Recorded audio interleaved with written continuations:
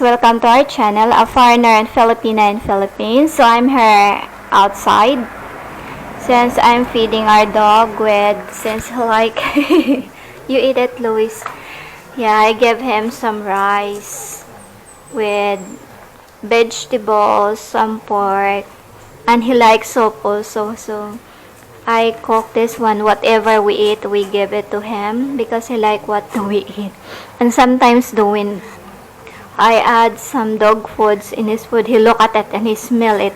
He doesn't like much. So we just add a little bit of dog food, and then I add more on rice, vegetables, pork, and also after, if he behave well, I cook some bones for him after. He's a good dog. I love our dog. But he's big one now. He's been 32 kilos already, I think. Yes, Louie, you're a good boy. Yeah, I like Louie because when I bat him, he just behave well. But sometimes he is naughty. Yeah, you like it, buddy? Yeah, you like that? Look at him. He likes eating fruits. Every time I cut some vegetables in the garden, when I start cooking, he come to there and then he look at me. I know what he likes. He likes to eat carrots. So I always cut him some carrots and give it to him. Well, I'm still cutting the vegetables. He's always been alone at home because most of the time we went out, we're so busy especially the time that we're looking for the property so that we have a place to stay. And good thing we found one, and hopefully soon we can have our own house. Yes, Louie, you're a good boy. You like it, buddy? Yeah?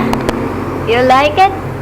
Wow! Louie will become 1 year next month. Yes, Louie's birthday next month. What happened to your eye? I bought him yesterday. And after I bought him, he kept running and running and running and running. Yeah. So we bought him one bag of dog food, but I know this one takes months before it's gone because we always give him food what we eat, especially vegetables and pork. But we add some of the dog food, but sometimes when I add dog food on his food, he look at me like, what is that? I'm gonna wipe his eye. I don't know what happened to his eyes, like he's crying. Come here, Luis. What happened to your eye, buddy? Your love.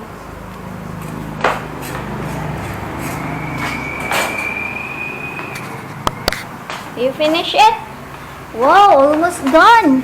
That's a good boy. Yeah, Louie, are a good boy. Yeah, and sometimes I know he's lonely sometimes, especially he's alone in the house.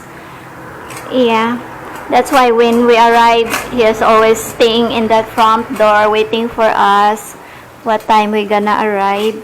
And sometimes when we go, we just leave him some water and some food outside. But just only in the afternoon we come home easily. Okay, all done? I'm gonna wash this. Yeah? Say thank you. Welcome. Picture. Come on na. Oh, he wants more. That's a lot. You eat it all. You ate it all, Luis. Yeah. Tomorrow you bath again, ha? All done. Drink water dali. Tiin man ka ani. Ay, sagot ba ani eh? Okay, here. So, I know he wants water. No? He doesn't want water. Yeah, he always go to the faucet. Here, Luis. Come. Here. Yeah, dali. Yeah. He likes to drink it in the faucet sometimes. Drink. Yeah, look at him. He just drink. He doesn't like to drink water on the bowl that we give him. He likes to drink it under. When I run the faucet, that's the time he's going to drink. Mana? Hold on. Okay, guys. So, it's done drinking already. Okay, guys. Please like, comment, share, and subscribe to our channel. Thank you, everyone.